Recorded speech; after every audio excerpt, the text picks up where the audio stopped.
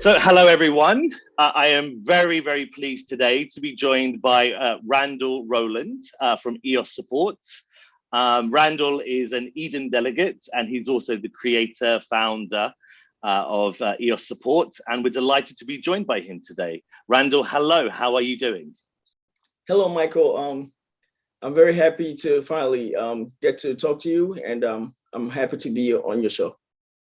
Thank you so much, Randall. We're really excited to have you here today. So I'm going to jump straight into the questions, if that's okay. So Randall, you created EOS Support, as promised, after your successful election campaign at the first Eden elections. EOS Support has since grown with subsequent donations from platforms such as Pomelo. Firstly, can you tell us exactly what is EOS Support? And secondly, why do you feel like you are the person to solve such a massive problem in the ecosystem? So for the first question, I will answer by saying that EOS Support is basically a system set up to provide support for the end user, for the EOS end user. So our goal is to provide concierge services, pretty much. And what we are trying to do is to help new users navigate through the EOS ecosystem to find out which DApps are available, to find out how to set up an account, how to vote, and the likes. And pretty much we decided to do that because majority of people thought that EOS was difficult to set up and also to use. So that was one of the main reasons why we decided to do EOS Support. And the story actually behind it was that for an OG in EOS like myself, I thought I knew everything about EOS until one day I was trying to unstake my account, and I found out that it was a little bit difficult to unstake, right? I was getting an error and I had to do the manual refund. So I thought through it and I was like, you know what, maybe we need this in the ecosystem, a place where someone can go to somebody, right, when they need help, the human touch. So that's why we started EOS Support. And why do you think you are the right person to be able to offer this service? What's your experience in this sector? I know from my research you were previously on Steemit, I believe, so you have some history with following Dan. Can you allude a little bit? Can you tell us a bit about that? Yes. So I'm a big believer in blockchain in general. I was following Bitcoin, and in the process of doing that, I started to get into a lot of the cryptocurrencies, and I was just speculating at the time. In the process, I stumbled onto Steemit. Actually, before it was BigShares, then Steemit. And with Steemit, the social media platform, I thought this was it. We will have the opportunity to own our own data and also provide content, and people will get paid for it. But in my point of view, I thought for once people can get paid for doing what they love to do, right? So I was very happy about that. So I purchased some of the Steemit tokens at the time. So I've always believed in Dan, that he is a very brilliant individual. So I followed them throughout. Now, why me? I have a background in technology. I used to actually work for the New York Economic Development back then. So I had some technological background, and I'm also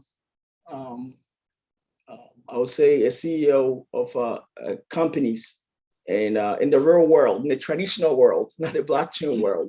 So I have an experience with leading projects and making it very successful. Because for me, my thing is failure is not an option for me, whatever that I do.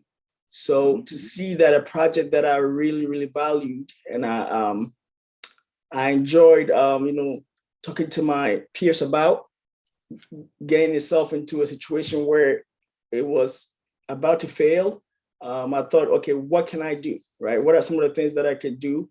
and to see that it was very hard for people to get into EOS easily, I thought, okay, by having support and helping from that aspect, we can make it a little bit easier for people to onboard onto EOS. That's number one. And number two, we just needed support to begin with, because if we look at blockchain as a let's say a database, like let's say AWS, then you still need support, right? We need support, we need marketing team, and we need other teams as well, like a bunch of leaders coming together to make decisions so that we can make the blockchain a success. I agree. And I think EOS has been sorely lacking someone with a never let die mentality. So that's definitely welcomed. So right now, there seems to be quite a lot of projects overlapping, which is not necessarily a bad thing. So how is EOS Support then distinctly different from some of the other projects, say EOS Bees or EOS Marketing? And how can the community projects, in particular those with some overlap, cooperate better and make sure they don't lose any, data outcomes or learned data outcomes? So I see EOS Support as strictly providing some sort of a technological support for end users. That's how I see it. But because EOS is lacking a lot of things, and because I have the never die attitude, I tend to try to put on a lot more, right? Because there's no marketing, right? So for EOS Support to do more, we have to translate majority of the articles that we have written, which is the how-tos, into different languages, so that we can share and have more people on board to EOS, or at least understand EOS, right? So because of that, we have the translating services with EOS Support, but it's not translating services for let's say for everyone. It's just because we have people who are in different countries that are on EOS Support that can translate into that language, because the goal is to have these people eventually help those users if they need help. The other thing is we are creating a platform. So for me personally, I don't spend a lot of time on Telegram trying to, answer questions or whatnot, because I'm mostly busy with the team building. We are building a DApp pretty much, or you can call it DAC as well, that is going to be on chain, right? So how people are going to get paid or rewarded, or a voting system, are all going to be on chain. And those things are going to help end users, participate on EOS and get rewarded for it. Other thing is also online courses. We want to give the end user an online course, which we are going to create. So far, I'm building that platform. So once it's done, they can go through the platform and you can earn a certification, but in a very nice and happy way, right? And we will give people like rewards for going through that process. Now, to answer your question about collaboration, you're absolutely right. So the bees are supposed to be marketing and bringing awareness to EOS. But one thing that's lacking is there has to be a platform that if you are bringing someone on, they have to be on that platform, right? So we are collaborating with the bees now so that they will bring someone to a platform where they know that, okay, if I need a question answered, I can come here. If I want to learn how to unstake, I can come on here. We have agents that are on standby. They can get on video and show you how to do things. They can, answer your questions step by step, right? If you have any question at all, step by step, and if the ticket is very development heavy or is technical, too technical for us to answer, we can pause that ticket and we will reach out to the Core Plus team. I'm very close with some of them, and we will give you an answer. In some cases, we have exchanges having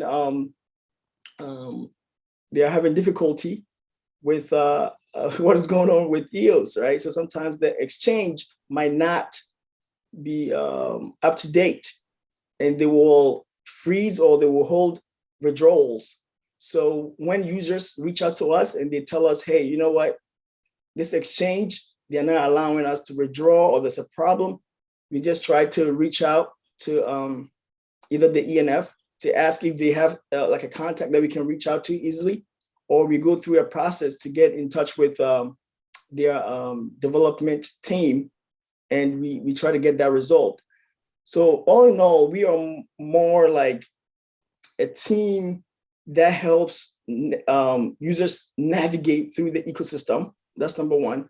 Number two, a team that brings that human touch, that if you need something answered, we can answer you. And as time goes on, when we get more recognition, right, we will be the team that will have contacts to almost every single department of EOS.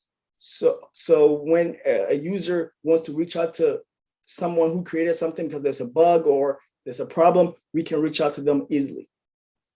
I see. So, okay, this question sort of came to me while you were talking.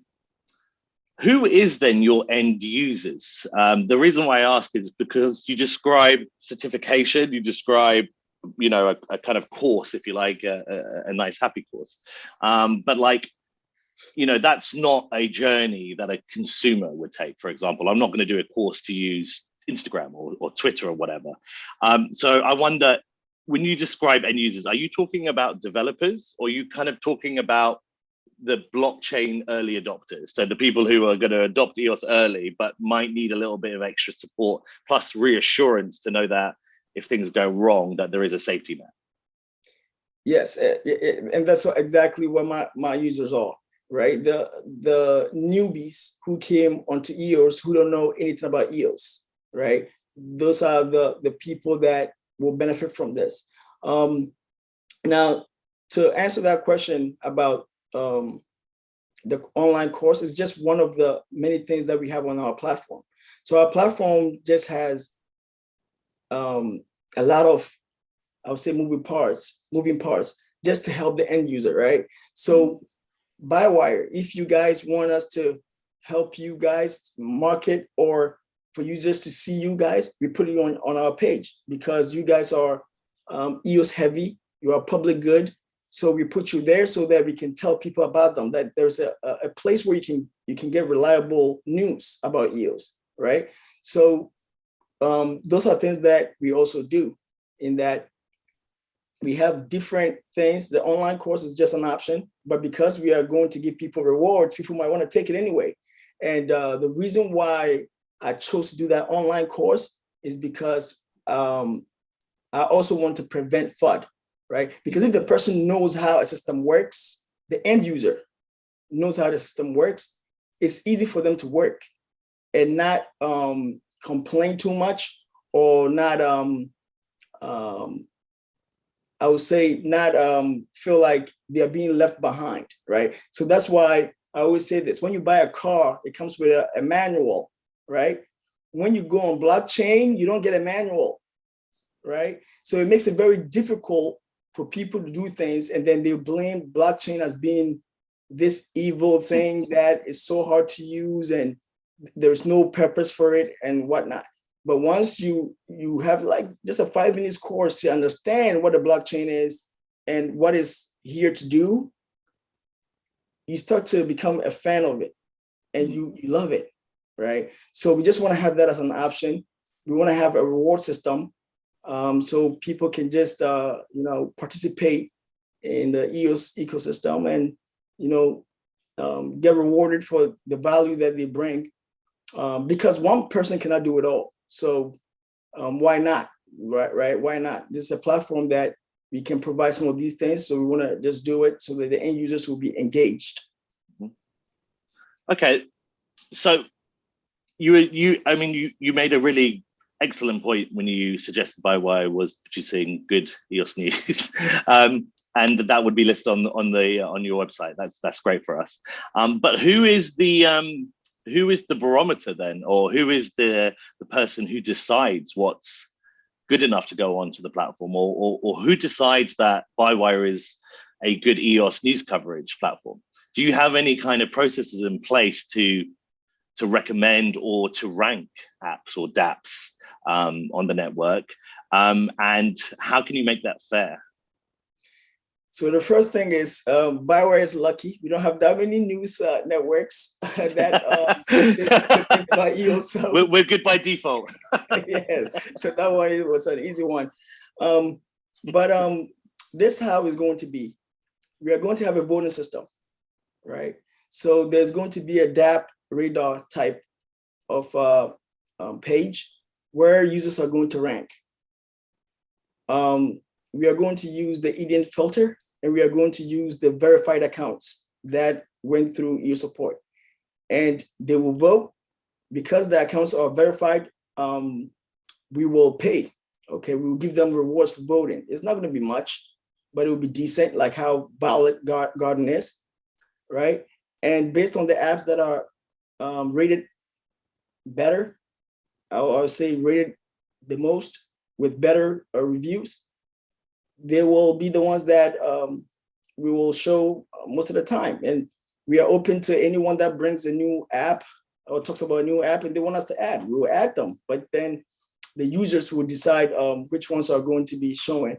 So that's how it is. Well, that sounds super cool. All right then, so how can you ensure EOS Support, well, the EOS Support website or platform can customize information for users and is easy therefore to browse? And what I mean by that is it doesn't just end up being a massive forum style support system with, different iterations of the same solutions, out of date support notes, and searches that bring back random search queries. What I'm describing is actually Google support here, and they have huge budgets and they still fail miserably with that. So I just wondered, how are you going to approach like handling that much data, and how can you make it customizable or unique for the user? So for now, the first thing is to make sure that there's a human support, human touch. That's the first thing. I'm not trying to jump up and do something that is above me, right? So that was the purpose. To accomplish that goal, I had to get a team together, give them some rewards for their work, right? Majority of the work that I do personally, I don't get paid for, right? So the agents are the ones that are actually getting something. And even that something is not enough, right? But they love EOS so much, they are willing and dedicated to do this, right? So I used to joke with some of my agents, and I used to say that EOS is the only coin that when you buy, you have to come and work for your coin. Okay. This is really good. So they are working very hard. We are providing these services. The budget is not as much, but we hope that the blockchain, as we see it, with Dan's ideas and how he's leading it, including the ENF, will make that dream or that dream come to a reality. So because of that, we have that hope and that faith that whatever little that we are doing, which is to provide that human support, right? It will be good enough to help users navigate through this treacherous landscape called blockchain, right? So that's the first thing. Now, the second thing is the information that we get. Our goal is to publish some of the information, right? So if we are getting a lot of users complaining about wallets, about staking, about voting, about how they are being scammed, whatever that it is, we will take those information and we will, the first thing we try to do is we try to reach out to the team first, right? To find out what's going on, what is happening. And then I think maybe quarterly, because right now we are just too short for us to do that. But quarterly, we will publish these on our Telegram, so that people can read what is happening. That's one thing. The other thing is we will just provide like basic things like DApp rating right? Which is something that is easy. I don't have to do much. The voters, the people who are voting are going to be very happy to do that. Bounties, right? So we want to create a way that people can write articles or whatnot and just get some EOS for it, right? So that, what am I doing with information? There's not much information. It doesn't really, it's not really gonna bother me much if people are just providing these content. And also update the Wikipedia page so that at least EOS can be up to date, right? So that's something that we are going to do as well. There's not much data there for me to keep. So overall, I mean, we will have some data, right? But the goal is to publish some of these data that we get and to reach out to the teams that we have to let each team know what users are having problems with so that they can fix these problems. Because we don't want people sending information about, I mean, I would use this word, asking information about how to use Gray Mass wallet every single time. If that has happened, then I have to reach out to Aaron and I'll tell Aaron, listen, you're not making it easy for the users. And these are the things that supports what I'm saying, and give it to him so that he can see that what I'm saying is actually real, right? Because as it stands right now, blockchain does not have a organization and coordination, right? It's when we're too decentralized, you cannot fix these problems. And eventually it's just going to destroy what we are thinking about, because humans need some organization and coordination. So Randall, what then is, you speak about, limited budgets being a problem, and that's a problem in so many projects. So if that wasn't a problem, what is the biggest, boldest vision possible for EOS Support? Like, could you describe to us your wildest ambitions if resources were no problem for EOS Support? What could it look like? Oh man, if resources were not a problem for me, the first thing I would do is I will find at least 2 agents in each language, the most prominent languages, and which is probably like 10 languages, right? I'll have 2 agents there, and I will build my reward system and my referral system so quickly, and I will start giving rewards to anybody or any person who provides some content that matters, and I will pay all the influencers that I have right now, okay, pending that they want to promote EOS. I will pay them and have these contents that's distributed. That's one thing that I would do. I love that you, in your wildest dreams, your solution is to pay your staff better and more and hire more of them. So that's a great ambition. So EOS Support, obviously, long term, has made some big claims regarding face-to-face support, the human touch, voice, and obviously you have chat already on your website. So I just wonder, should EOS be a success and continue to grow, which hopefully it will, how do you plan to scale that? How do you plan to fund that? And how do you plan to do both, in particular with the big multilingual ambitions you have? To me, it's natural. It's natural. If you want to start a company, let's say you want to start Bywire in Africa, but the people in Africa don't know how to get access to you, they don't understand what you're trying to do, you will fail, right? So I say it's natural because every company needs that. You need those people that can explain what you are trying to do, what it does, and if they need help, where they can go to get help, right? So I plan on scaling this by basically starting off each community that we build with 1 or 2 people who can explain this to that community about EOS, what it does, where you can go to get help, and if you want to build an application, where you will go to learn about it so you can build an application. As many people as I need for the community that we have, those are the people that I'll get. So over time, if EOS turns out to be close to AWS, how many support agents do we need?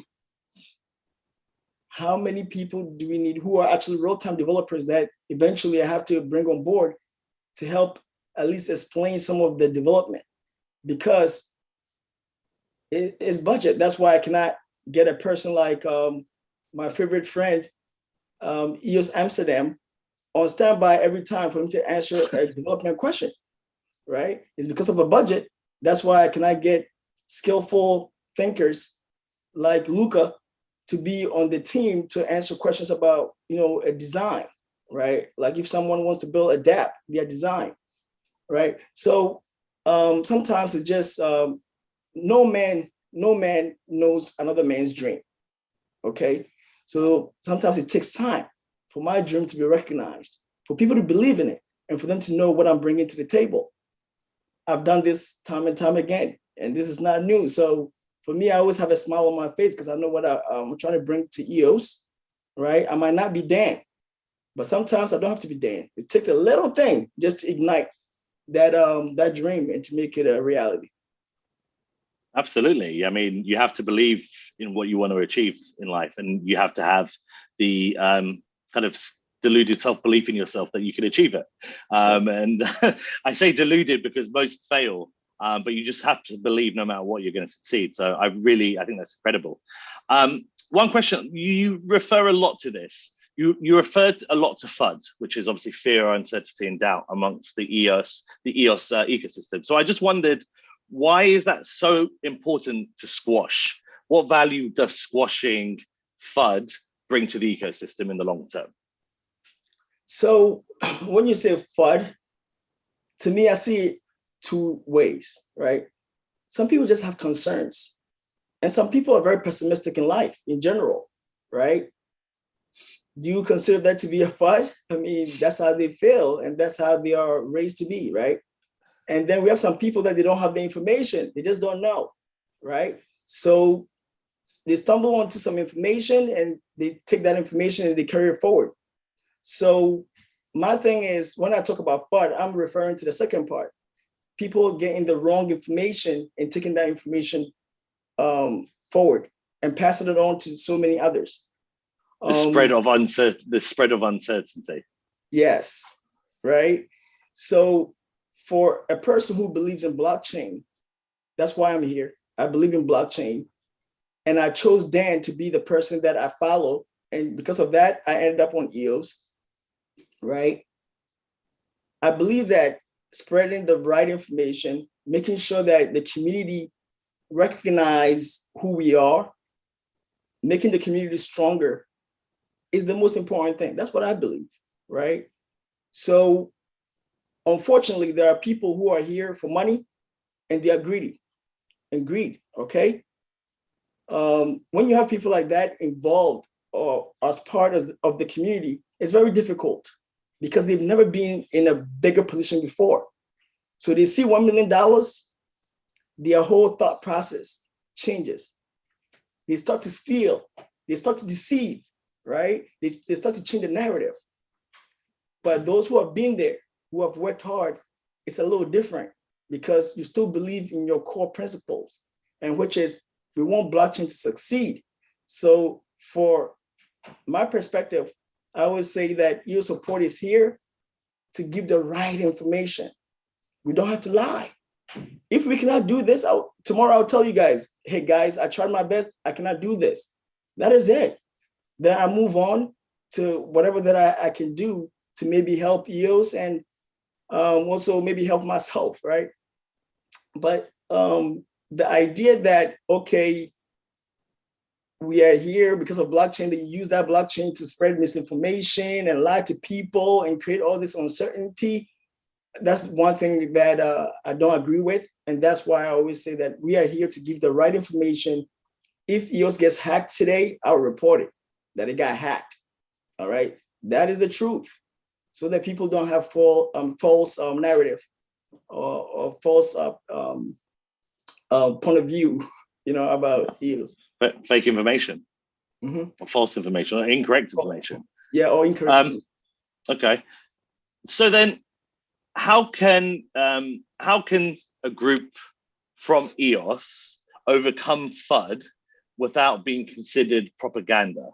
i.e., by definition, you're not impartial. So have you considered that?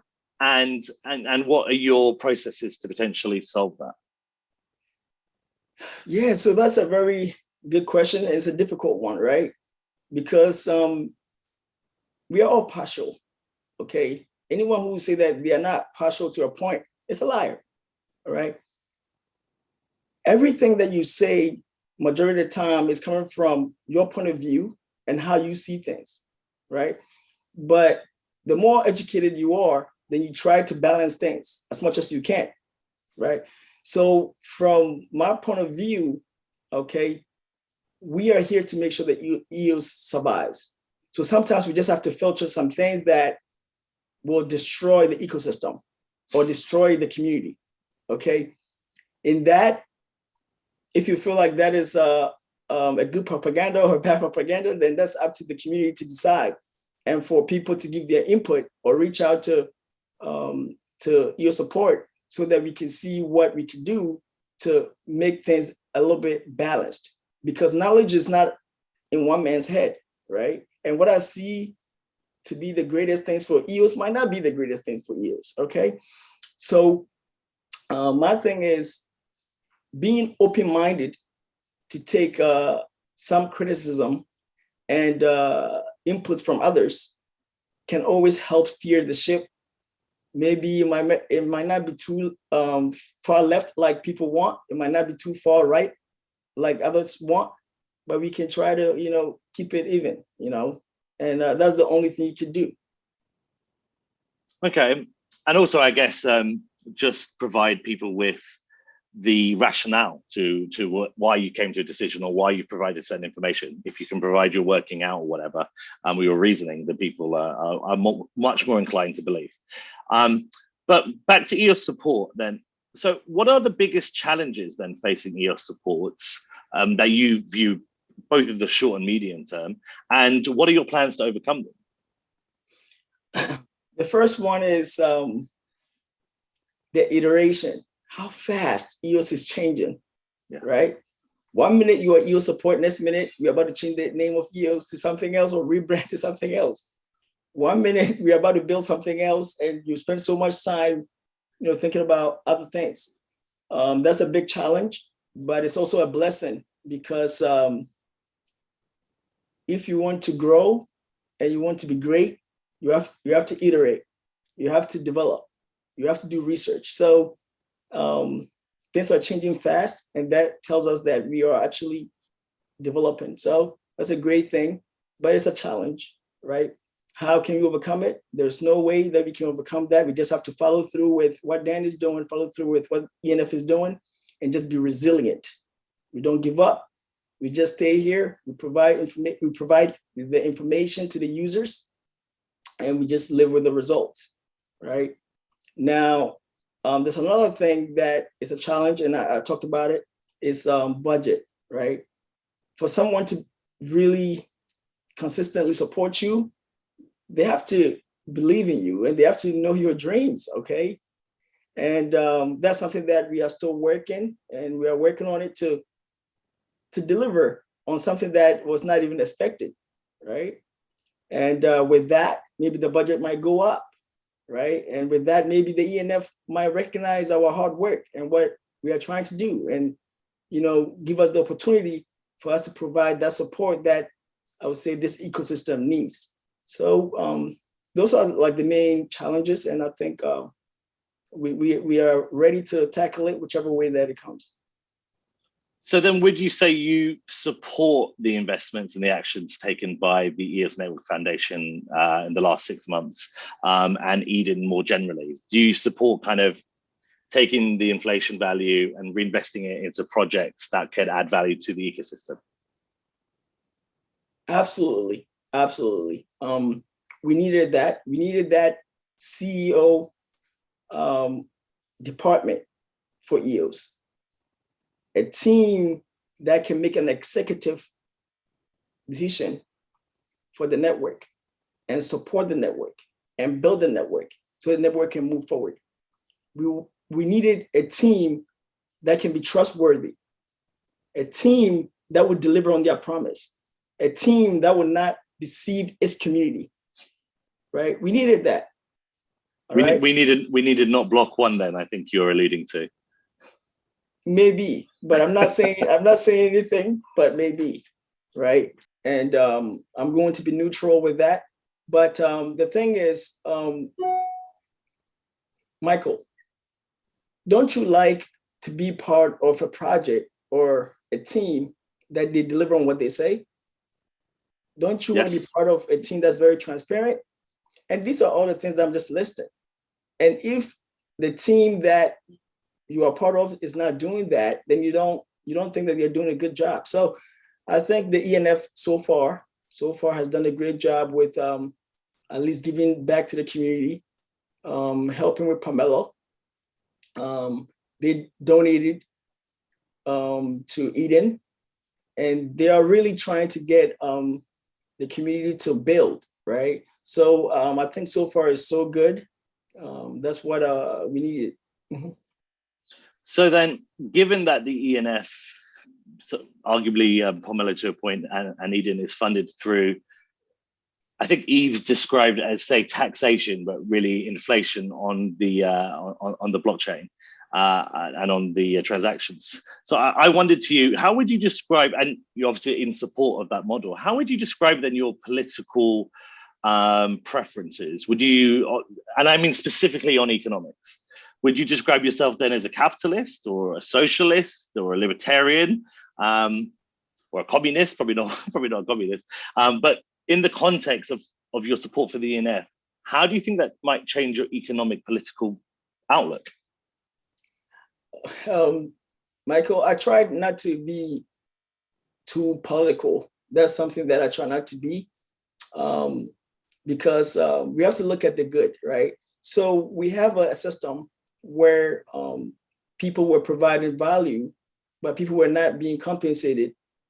And block producers were making some money, right? They were getting some inflation. And basically they decided not to really spend majority of their time on governance and other things. So I think the ENF is doing the right thing by giving some of the inflation that they can get to help stimulate the community, or at least help developers to build and reward them for their value, right? Without that, it makes it a little bit difficult. So for now, we have to do that to build the infrastructure, right? And start building applications on these infrastructures that we are building so that we can lure influencers to talk about EOS, and we can also get investors to buy into this, because investors are basically people who don't have the how to build their own product, right? They have the money, they are sitting on it, and they are trying to find ways that they can make more. So if we are able to do this, then they will pour the money into the system, the ecosystem, so that we can now attract more people, and people will now believe in EOS. And I think that's what we are doing here. It's not a communist thing, it's not a socialist thing, it's not a capitalist thing, it's the common sense thing, right? For us to do this so that we can have some applications, some good roads, right? When I say roads, I mean the network has to be smooth, right? So that we can bring the Ferrari, the Lamborghinis on them, right? And then people will come into the space. Well, I mean, yeah, I agree with you. The reason why I positioned the question in that way was obviously to try and trap you a little bit, but just in the sense that the notions of, say, socialism, for example, gets a bad rep, and it's commonly misunderstood. But what the ENF is doing, and what you described here, building the infrastructure, building the roads, that's exactly what the socialist government of Great Britain did in 1945 after the Second World War. We built the National Health Service, we built the welfare states, and we invested heavily in our people, in our population. And I think that model works, and I think the ENF are proving that model works. And it's exciting to be part of a project that is about helping or building a social good, rather than, and a public good, rather than just, you know, the Lambos and the Ferraris, as fun as they are. So that was kind of why I wanted to kind of position it. So I agree with you about political, political preferences for the individual, but I do think the ENF is producing a new breed of capitalism and socialism mixed together. And that could actually, it's a microcosm today, but with the political infrastructure from Dan with Eden, this could extrapolate and actually maybe define some sort of new ecosystem in the future. And that's really exciting, but I digress. So back to the questions. Well, since we've kind of touched on Eden and you are an Eden delegate, I just wondered, what was your experience then of Eden to date? And do you feel the Eden regular meetings are a good use of your time? Eden has been great. So I don't know what your take is with how the system is set up, but for me, I feel like at the end of the last election, we had great leaders, and each person is very passionate, and they want to do the best for EOS. So I think Eden is doing great. There are certain things that we can improve on, just like anything, right? We have to have the bylaws. We have to have enough budgets. But with enough budget, then we have to have a better accountability and transparency, something that is not baked yet. Okay, it's partially baked. So it's something that we have to work on. And I think there is a brighter side of things in the future. And I think from that perspective, I think Eden has accomplished what he wanted to accomplish. It's actually becoming the governance of the blockchain, if you think about it, right? So that's good from that point of view. From the weekly meetings, I think sometimes we get a little bit stagnated, right? It's very difficult to make decisions, and sometimes we are indecisive, okay, because we don't know how to sometimes make these decisions because the system is not fully operational, right? Because we don't have bylaws, we don't know how to work together as chief delegates, and we also have different understanding of how the system is set up to begin with. Because for me, I believe that system is set up for us to go on a journey, but in separate cars and meet at a destination. It's not set up for us to park our cars and to get a bus and get on the bus and make that move. Okay, that's how I see it. But others see it differently. So it makes it very difficult when we, the chief delegates, are trying to form an organization to make decisions, right? Because then it's like we are creating bureaucracy upon bureaucracy and such. But as EOS Support, as an organization, if we want to do something and we have budget, we just do it. To me, that's how I see it, right? But I think some other chief delegates sees it like, okay, I ran on this budget, okay, and I was given this amount of money. I became a sortition winner, right? So this amount of money is just too much for what I ran on. So now I don't know what to do, and it's going to take my time to, do so many things. So I see where that is coming from, and I understand that as well. But I think the whole point was Dan was thinking this way. In life, you cannot be the expert of everything. Okay? You cannot be the expert of everything. So if you want to elect people, you just have to elect consensus builders. But how can we, the two of us, have consensus on something?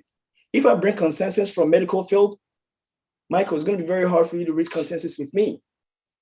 So it has to be something that you are doing. It has to be something that I'm doing. And we have to meet in a group and we have to talk. And based on how we are discussing things, you will elect me. Sometimes I can even talk about how I'm not going to do my thing, but I'm going to do your thing. But because of the way that I put it, you elect me to be the leader to get the money so that eventually I can give you some of it to do your thing. You see what I'm saying? So all in all, I just believe that, Eden on EOS is going to take some time to grow, some time for us to find what we are trying to do and what we want to do. Okay. And I don't want people to be too aggressive sometimes to do things and not understand what the creator or the founder wanted to do. Right. So I pray that, Dan continue to motivate himself to show us what he really wants to do. Then we can proceed. Because if he does not finish building the car that he wants to build, we are going to build him a car that is going to be messed up. Right? He has to see through it and make sure that he build the engine, build the transmission, and at least design a little body for that transmission and the engine, that we would just put some tires on it and we would just paint it whichever color we want to paint it. That is not going to destroy it. But if he does not build that engine well, and he allows other people to build that engine for him, maybe the car might not start. So I always say this, and I'll say it again. The designer of something, the inventor of something is so important that even if we don't understand them, we have to encourage them for them to put their ideas forth. Because that idea might be the idea that saves everybody. I'm not saying that they are the end all be all. They put the ideas forth, then we discuss it, right? So that's how I see it, but that's my personal thing. So I hope the viewers are not, upset by my ideas. Just my opinion about it. No, I mean, no one's going to be upset with your ideas. I mean, this is an idea forum. This is the place to discuss them. So I think that's really interesting. To kind of counter what you'd say a little, I still feel like that modus operandi is a little reliant on a king. And I think, although Dan is obviously a genius and a king and everything else, it's important that we can operate. God forbid if Dan was kidnapped by aliens and taken to start a new planet, which he would probably do really well, we would, EOS would then die by that rationale. And I don't think it should. So I think we need to be self-sufficient to the best we can be. But I do take your point that Dan is the creator and his vision is very powerful and very valuable. And when he talks, everyone listens. So it's in a very important moment. But I do hope that Eden can be a bit more distinctive from sort of Clarion OS and provide maybe additional value that Dan can't even think of. And I think you can do that. So I will add by saying this then. So his ideas has to be written down, because we need, the one thing that we need so much is his idea of dispute resolution and his ideas of what a bylaw is supposed to look like for a system that he designed, because those are key things before we can add to it, or before we can decide that, okay, this is not good, this is not good, this is good, this is good, right? So I think those things he needs to do now, and then we'll just move forward. Because if he doesn't exist, but we know what he was thinking, it makes it a little bit easier for the chief delegates and the people who come after to continue that journey that he started. So then, do you plan to run again under the new Eden format?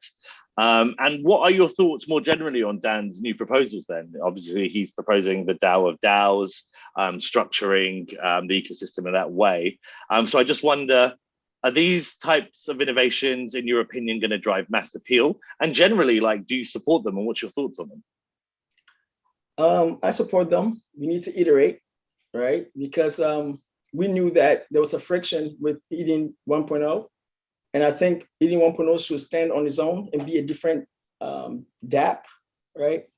But the friction of someone paying dues to come on to Eden, and also the induction video was a big limiting step, right? So I think Eden 2.0, not having that is going to encourage a lot of people to participate and be part of it. The second thing is rewarding people for their work is always going to drive users to the platform for them to participate, right? So that's also a great thing.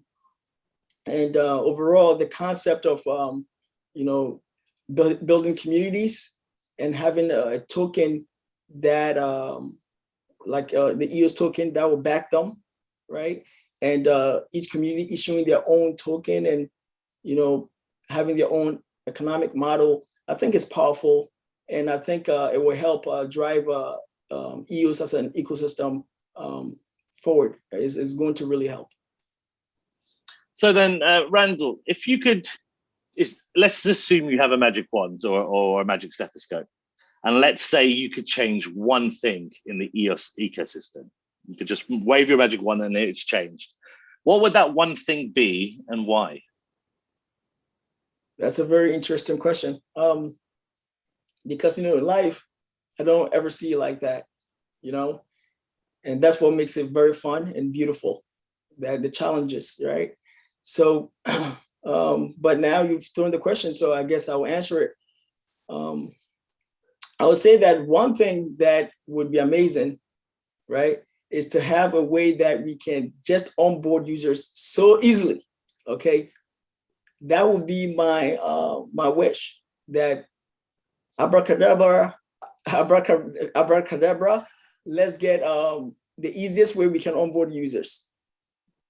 If we can do that, I think, oh man, EOS is a great blockchain, and people would love it. Well, Randall, your wish is my command. If you've ever used Bywire, you can go onto Bywire, click on sign in with Facebook or Twitter, and instantly get yourself a free EOS account. It opens automatically. So awesome. just like that, your wish is my command. So this is another reason why we should probably talk more often. Now I want to actually I have one more question on EOS just before we pivot. How, in your opinion, can we turn EOS into something more than just sort of a vague, dynamic, immutable, as you described, AWS database, but actually turn it into something capable of real social change and real economic change, and something that can actually be a net benefit to people's lives, in particular, given the likely harsh economic conditions we're probably going to be facing for the next few years, at the very least, inflation and such? How we can do that is by building applications like e-commerce on EOS, building crowdsourcing platforms. Those things are very important, and more importantly, having Eden 1.0, right? We have to make Eden 1.0 work, right? If we have that, then we are solving most of the problems in developing worlds, okay? Because in the developing world, people don't have a say, right? There is no transparency. They don't know how to buy things. Their fiat system is so bad, right? So they're having inflation of like 10, 20, 30 in a day, okay, percent in a day. So if you go to places like Venezuela, you go to places like Zimbabwe and all these other places, inflation is all-time high, right? So for those developing countries to have a system where they can vote, they can pick a delegate who can have a budget and provide some sort of, I would say, use for them in that community will be great, right? And for them to have a place where they can spend this EOS that they are getting, that would be great. To have, let's say, agriculture community that accepts EOS, make it easy, because then you can get food with the EOS that you have, right? So we have to look at places that need this the most. And we have to design these systems and we have to try it over there. Okay, we can't be in the US and just worry about SEC all the time. And meanwhile, there's a place in, in Venezuela that they want the system and they don't care about no damn SEC. They just want to do their thing, right? If we can think that way and start maybe deploying some of our resources in these places, we can start to build the infrastructure from there. And eventually we can make a difference in people's lives. So on that note, then, if I may, Randall, you do have another title which you possibly because of your humility don't go by, but you're actually Dr. Roland, as in medical doctor. Correct me if I'm wrong, but I believe you trained in New Jersey and you got your medical degree from New York. And right now you're a medical practitioner and a co-founder, I believe, of the Diverse Community Health Center. So a couple of points. First of all, wow, that's incredible. Second point is, could you tell us a little bit about what the Diverse Community Health Center is and what was it that drove you to medicine in the first place? I went into medicine because I've always wanted to help people and help my community. And also, there's not a lot of physicians in where I grew up. Which was where? Sorry, where did you grow up? So I was born in West Africa, and I grew up in the Bronx, New York, right? So pretty much to become a doctor is a thing that is difficult and it's a big honor, right? So even though the odds were against me at the time, I just wanted to, beat those odds by working hard and, do what majority of the people wanted to do. So that drove me, and seeing others, get sick and people don't make it and stuff like that also drove me as well. So that's one of the things that made me go into medicine. Like you were saying, I trained in New York. You are accurate about that. And I did my residency in New Jersey. And after that, I moved to Texas and, continued to practice. And I have my own clinic. I have facilities that I run. And I also have a hospitalist group with physicians that work under me. So basically, long story short, that's how I ended up, building something for myself. So how on earth do you squeeze innovating to the level you're innovating in EOS by creating EOS Support, running for election, and doing arguably one of the hardest jobs on planet Earth, being a practicing doctor? How do you do it all, and how do you do it all so well? I don't know how, to be honest with you. It's just, it's always in the heart, right? If you are very passionate about something and you think you can make a difference and you can change people's lives, you're always motivated, right? So for me, blockchain is something that I think it can bring a different dimension to how we live, right? Transparency is a key thing. We need transparency. We need a way to get rid of third parties, unnecessary third parties, and a way to have dispute resolutions, and also a way for developing world, or I would say countries, to have a system that at least it will make it a little bit fairer for the people. We have a long way to go, but at least the idea is there, right? So because of that, I have the passion to just do this, because I know that someday it might save someone else's lives, or it might give someone a job. I mean, whatever that is going to be. So that's why I follow this like that, and that's why I give it time. I think it's incredible that you can do both medicine and EOS. I can barely do EOS on the news, so I don't know how you do that. I doff my cap to you. So Michael, so this has to go to say this, that no one should have an excuse, okay? Because if I can do all this and run a business on top of that, and now do EOS support, go to the meetings and run EOS support as a business on top of that, right? There is no excuse. But there's a pattern that I've seen in the blockchain world, okay? People are not very professional. People don't take this very seriously. But they want outcome. It doesn't work like that. I don't know which planet that works, but in this world, you have to work hard. You have to be transparent. You have to be professional. Even when you don't agree with somebody, you have to be professional about it. And you have to do this as if this is something that you believe in, right? Or else you are deceiving yourself and you are wasting everyone else's time, right? So I try not to be too critical or make it too tough. But I always say this, I cannot come to the blockchain world with my accomplishments from the traditional world, okay? Because then I'll get pissed off or I'll get irritated and I will probably not follow through, right? Because if it worked for me, anyone that works for Dr. Roland knows I'm very tough, right? So I try to be like, okay, let everything flow, just follow through and just do the best you can. If it doesn't work out, well, you just move on to whatever that you do, right?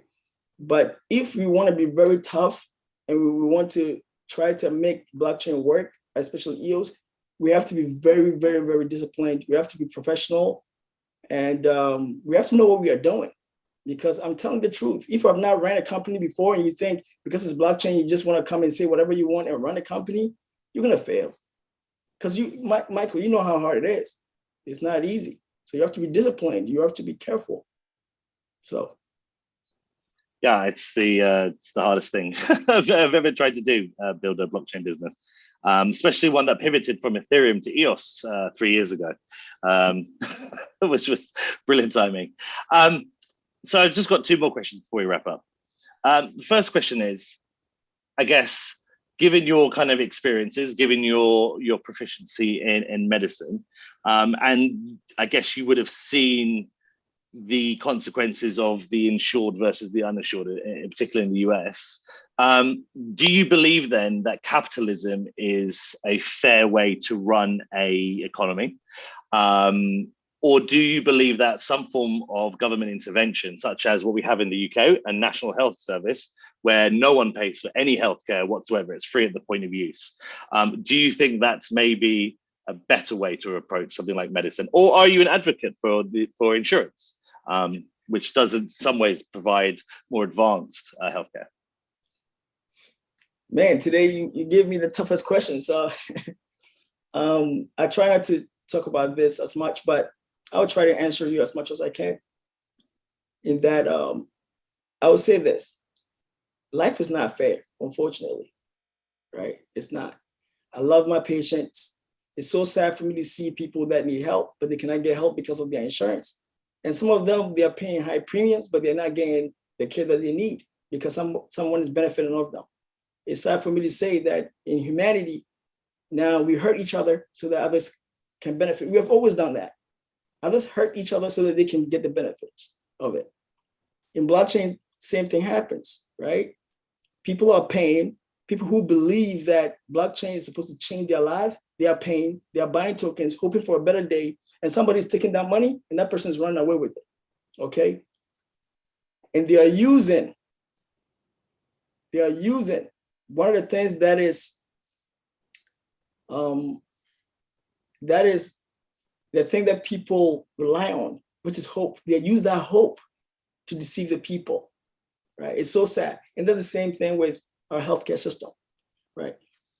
In the US, we have something called capitalism, where insurance companies can basically charge premiums, dictate what they will pay for and what they will not pay for, right? Give individuals hope that, hey, you know what, when you get sick, we will do this for you. But once they get sick, they don't pay for none of that stuff, right? What can you do about it? There's not much you can do, right? Because that's the system.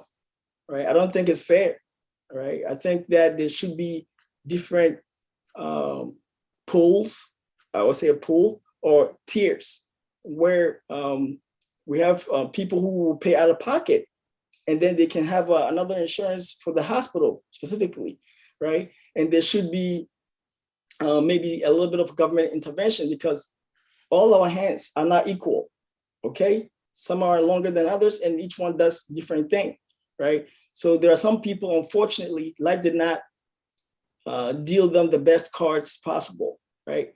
So they will need a little bit of intervention so that they can get to a better spot. I don't think that is a crime. So I think all in all, we need like a combination of a socialist and capitalist type of system, right? To make it work. And more importantly, we shouldn't even put like words to it. It should be, we need a common sense approach, right? The common sense that get rid of greed and put humans first. But, you know, it has not been like that, unfortunately. I mean, some would argue that greed is a vital component of capitalism, and the notion that they can operate together would be antithetical. But I agree, we need a hybrid, and that's the future. Capitalism is good to motivate us. Socialism is really just a kinder form of capitalism, or a more forgiving, let's say, or a more supportive form of capitalism. But it's often misused for short-term political gain, the word itself. So I think you're right, the terminology we need to abandon, because labels just conjure up false images of our preconceptions.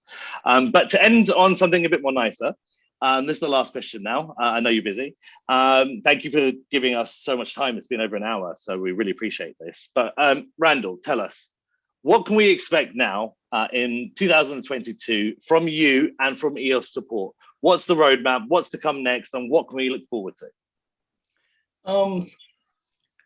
For us, for 2022, we are hoping to deliver on a reward system, right?